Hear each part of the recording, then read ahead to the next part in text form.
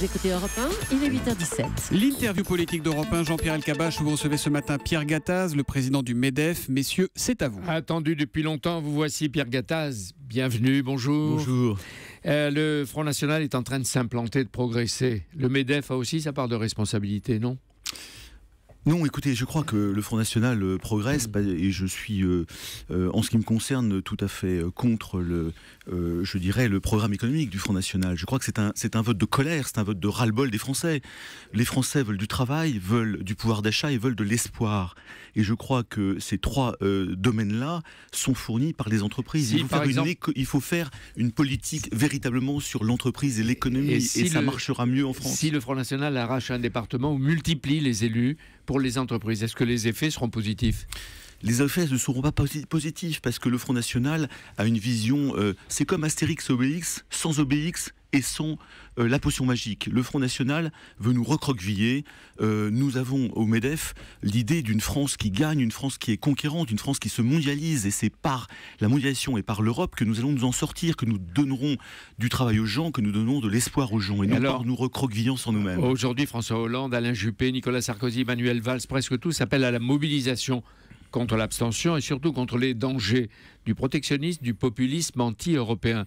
Est-ce que vous aussi, vous sonnez à la fois la mobilisation et l'alerte, s'il en faut une? Mais je crois, si vous voulez, que c'est un problème, en effet, de redonner du travail aux gens, du travail Non, mais sur la position, je sais bien que le patronat a ses choix politiques, mais en général, il refuse de s'engager. Mais bien sûr que mais s'il y a danger, comme vous dites... Nous ne pouvons pas nous engager politiquement. Ce que je vois, c'est un programme économique du Front National qui est complètement absurde et qui conduira au chaos. Pourquoi ? Parce qu'on va se recroqueviller sur nous-mêmes. Or, la France a des atouts gigantesques. Vis-à-vis de la mondialisation, il faut se mondialiser beaucoup plus, et vis-à-vis du futur à construire. Donc je dirais que nous condamnons le programme économique du Front National. Est-ce que vous dénoncez, vous aussi, le piège bleu marine, comme l'avait fait votre prédécesseur Laurence Parisot? Mais écoutez, c'est encore une fois, je viens de vous le dire, c'est un programme qui est absurde et qui va nous entraîner vers le chaos. Donc nous disons non, la France mérite mieux, et la France peut relever des défis formidables, et nous pouvons aller vers le plein emploi. Ça passera par l'ouverture de la France au monde et à l'Europe. Elle voit que ce pin là que vous portez encore, le prophète Pierre Gattaz avait promis 1 million d'emplois sur 5 ans. Sur 5 ans. Combien vous en avez créé depuis? Ce pins veut dire que c'est mon obsession, c'est l'emploi. Très bien. En effet, combien en avez-vous créé depuis? On n'a pas créé encore beaucoup d'emplois parce que les mesures n'ont pas été prises. Il faut libérer l'emploi, il faut libérer le marché du travail, il faut faire confiance aux entreprises, il faut faire des vraies réformes du marché du travail et de la compétitivité. Comme un leitmotiv. Mais non, je le dis pas quand même. Mais il faut avoir le courage de réformer. Vous savez, les entrepreneurs que je vois ont peur d'embaucher. Je rencontre des tas de petits artisans toutes les semaines qui me disent: j'avais 2 salariés, j'ai eu 2 prud'hommes, eh bien j'embaucherai jamais plus de ma vie. Et qu'est-ce qu'il faut pour qu'ils embauchent? Il faut libérer le marché du travail. Il faut arrêter de faire que nos salariés partent au prud'homme dès qu'il y a un problème. Et donc, j'attends beaucoup de la loi marché du travail que Manuel Valls doit mettre en place. Il ne faudra pas faire des pseudo-réformes ou des petites réformes. Alors, qu'est-ce que vous demandez? Un contrat à durée indéterminée, mais avec des garanties? Je demande un CDI sécurisé. C'est-à-dire, en fait, ça peut être un CDI qui permet d'intégrer des causes réelles et sérieuses dans le CDI. C'est-à-dire que lorsque nous signons avec notre salarié, eh bien, que nous connaissions par avance les conditions de séparation. J'en reviens à votre oui. PIN. Oui. Est-ce que vous n'êtes pas comme le gouvernement auquel vous le reprochez? Vous faites des promesses et en fait des engagements qui se transforment en illusions. Non, c'est un objectif, c'est un projet. Oui, mais ça reste tout le temps un objectif. Mais pas du tout. On a écrit un livre jaune au mois d'octobre. Il y a 30 mesures. Ce sont 30 mesures courageuses qu'il faut mettre en place. Nous avons tout pour embaucher. Nous savons comment régler le problème. Et ce PINS permet de dire en 1 million d'emplois, c'est possible. Mais prenez les mesures qui vont bien. Regardez comment on fait. Les Allemands, les Autrichiens, les Anglais. Comment font les autres pays du monde? Ils libèrent le marché du travail et font confiance aux entrepreneurs. Il faut faire confiance aux entrepreneurs. Au crédit d'impôt compétitivité emploi, le coût du travail est moins élevé en France qu'en Allemagne. Le Figaro le note aujourd'hui. Il progresse peu et moins. 0,4 ici, 1,6. Et d'autre part, avec le pacte de responsabilité qui prévoyait baisse d'impôts contre emploi négocié dans les branches, il n'y a que 11 signatures. Non, il y a 15 signatures. Ah, 15 de plus. Non, mais attendez, il y a 15 signatures. Le pacte de responsabilité, nous l'avons applaudi. C'est une baisse d'impôts, en effet, à terme. C'est-à-dire que ça va prendre 3 ans à baisser. 40 milliards, c'est bien, mais vous savez que l'objectif, c'est quand même au moins 100 milliards de baisse des impôts sur les entreprises. Donc les 50 milliards actuels d'ici à 2017, promis par Manuel Valls, le président de la République, etc., c'est pas suffisant. C'est bien, mais c'est pas suffisant. C'est nécessaire et ça va dans la bonne direction. Nous avons applaudi ce pacte de responsabilité, nous l'accompagnons. Par contre, l'emploi, en effet, va être une conséquence de cette baisse des impôts. Cette baisse des impôts va permettre aux entreprises de retrouver de la confiance, de réinvestir un peu et, in fine, de créer de l'emploi s'il y a des marchés. Voilà comment ça se passe. Pierre Gattaz, je discutais l'autre jour avec des experts qui me disaient le MEDEF ressemble de plus en plus à une irudinéa. Vous savez ce que c'est ? Ah non, pas du tout.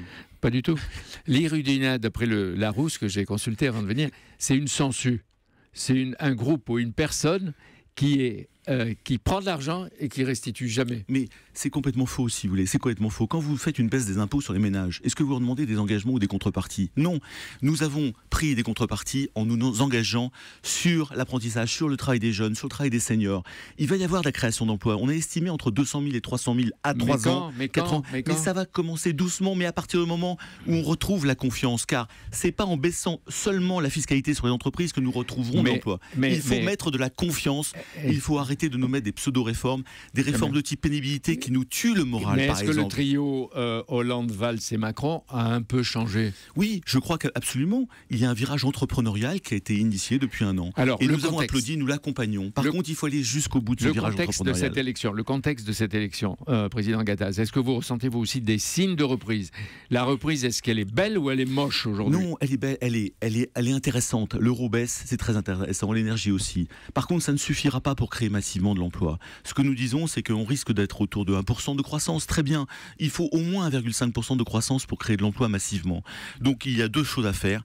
Libérons les entrepreneurs. Faisons en sorte qu'ils n'aient plus peur d'embaucher. Ça, c'est très très important. Et deuxièmement, il faut retrouver des relais de croissance. Il faut aller chercher la croissance et c'est un livre bleu que nous allons écrire au printemps pour dire aux Français, nous avons tout pour réussir. Mettons-nous en ordre de marche. Donc un message de confiance. Oui, je sais que vous dites quelquefois, je ne cherche pas à plaire, mais à régler les vrais problèmes du pays. Je vous pose deux questions. L'une signalée par le journal Parisien.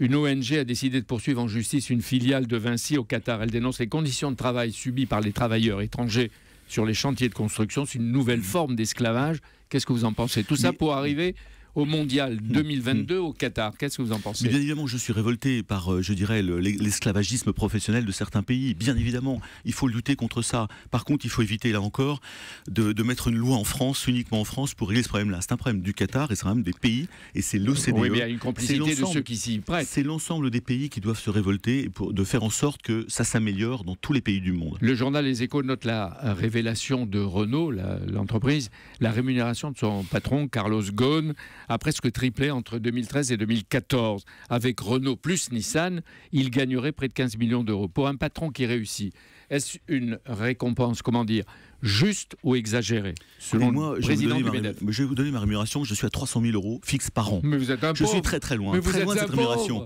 Par contre, ce que je peux vous dire, c'est que la deuxième valeur que j'ai, c'est lorsqu'on crée de la richesse, il faut la partager avec ses salariés, avec ses actionnaires. Et le chef d'entreprise qui réussit doit gagner de l'argent par sa rémunération. Donc je dirais que maintenant, c'est au conseil d'administration de Renault de dire c'est bien ou c'est pas bien. C'est au conseil d'administration de régler ça. Parce qu'il a une rémunération indexée sur les performances qui sont grandes de Renault. Absolument, ça ne me choque pas s'il y a eu beaucoup de performances en effet. Et deuxièmement, il faut que tout le monde, en effet, que les salariés puissent se retrouver aussi par l'intéressement, la participation. Ma dernière remarque, que recommandez-vous aux chefs d'entreprise qui disent et qui répètent là, ou qui le susurrent, encore 2 ans et l'alternance et le retour des amis, pour pas dire des copains. Non, il faut travailler dès maintenant. C'est pour ça qu'il faut accompagner. L'entreprise a besoin de réformes dès maintenant. Elle a besoin d'être libérée dès maintenant. On ne peut pas attendre 2 ans et demi un Churchill, un De Gaulle ou une Jeanne d'Arc. Donc c'est aujourd'hui, c'est le combat du MEDEF. Le combat du MEDEF, c'est d'accompagner non pas des politiques économiques et des réformes qui doivent être le plus rapide possible. Merci de ce dynamisme. Merci Pierre Gattaz d'être venu en direct sur Europe 1 ce matin. Une précision, c'est que les représentants de l'État au conseil d'administration de Renault ont voté contre la rémunération de Carlos Ghosn. Donc eux sont, semble-t-il, choqués par ce package pour 2014. Merci, bonne journée à vous. Merci le pauvre.